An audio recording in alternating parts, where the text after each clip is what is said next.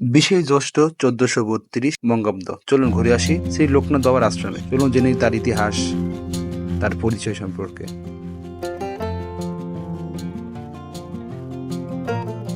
নারায়ণগঞ্জ জেলার সোনারগাঁও উপজেলায় বারোতে অবস্থিত এক আচার্য তীর্থস্থান লোকনাথ ব্রহ্মচারীর আশ্রম। যুগ যুগ ধরে এই স্থান হয়ে উঠেছে ভক্তদের আস্থার এক পরিচয় কেন্দ্র, যেখানে বিশ্বাস অলিকতার মেলবন্ধন ঘটেছে। সাধক লোকনাথ ব্রহ্মচারী, যিনি ছিলেন 18তম শতাব্দীর একজন মহাপুরুষ।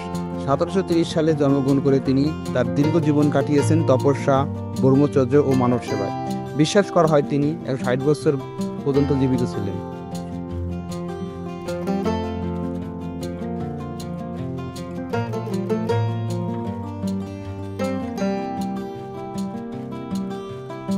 লোকনাথ বাবা বলতেন, যে সময় বিপদে পড়বি আমায় স্মরণ করিস, আমি রক্ষা করব।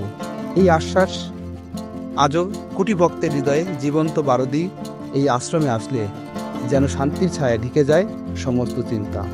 এই আশ্রম শুধু পূজা অর্চনা নয়, বরং এটি একটি আধ্যাত্মিক বিদ্যালয়, যেখানে শেখানো হয় ভালোবাসা, ক্ষমা, মানব সেবা।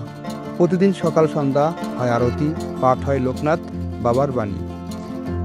বিশেষ দিনে যেমন জন্মতিথি লোকনাথ বাবার মহাপূর্ণিমা, আশ্রম রূপ নেয় এক মহামেলায়।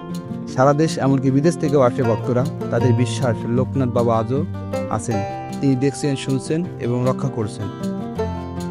বারোদির লোকনাথ বাবার আশ্রম এটি শুধু একটি ধর্মীয় স্থান নয়, এটি হাজারো মানুষের আধ্যাত্মিক নির্ভরতার কেন্দ্র।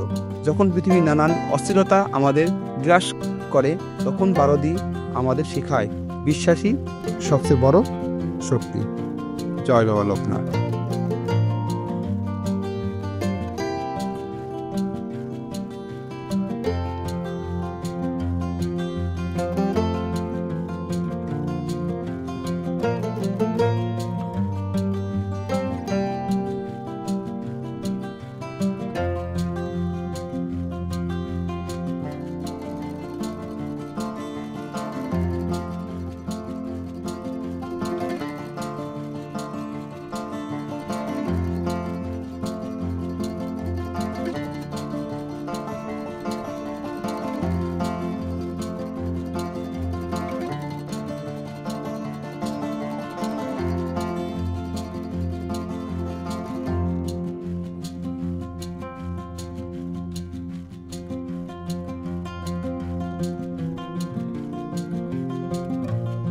ভিডিওটি ভালো লাগলে অবশ্যই লাইক, কমেন্ট, শেয়ার করে আমাদের পাশে থাকবেন।